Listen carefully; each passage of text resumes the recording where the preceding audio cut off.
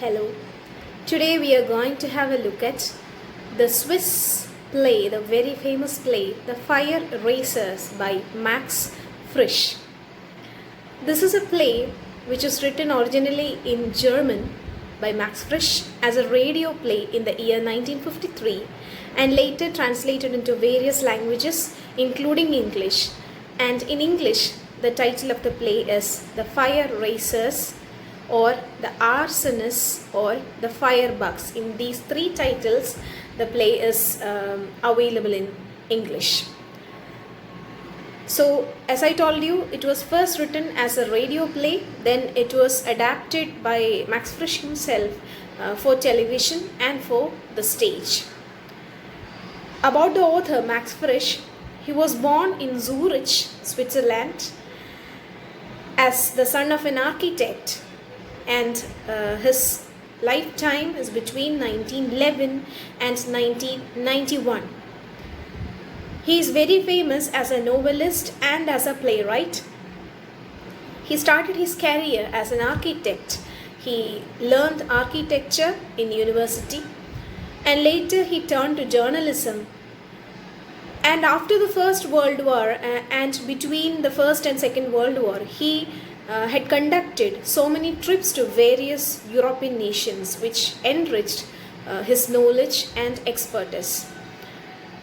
He had also conducted a trip to Germany where he found that the newly developing party of Adolf Hitler is not at all good, and he was against the anti-Semitic attitude of Hitler. And he had written a book, short diary of a German trip. He had kept a diary. He kept on writing about his visits to various nations. And during the Second World War, he served in the army, in the Swiss army, as a shooter, as a gunner, as a soldier. But later he understood that the attitude of Switzerland in the Second World War was not as he had imagined. Switzerland was actually sympathetic towards Germany. So this made him think about right against the Nazi Germany later. So he was against the sympathetic attitude of his country, Switzerland, towards Germany. The play Fire Racers was written in the wake of the communist takeover in Czechoslovakia back in 1948.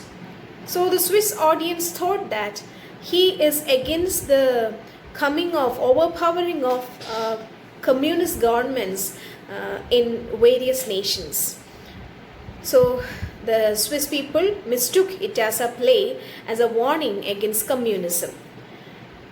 But later he added a sequel to this play, claiming that, or outwardly declaring that this is not against communism but against the emerging Nazi attitude in Germany.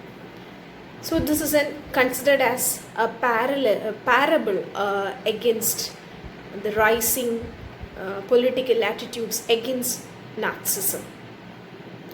So play can be read as a parable of the rise of Nazism under Adolf Hitler.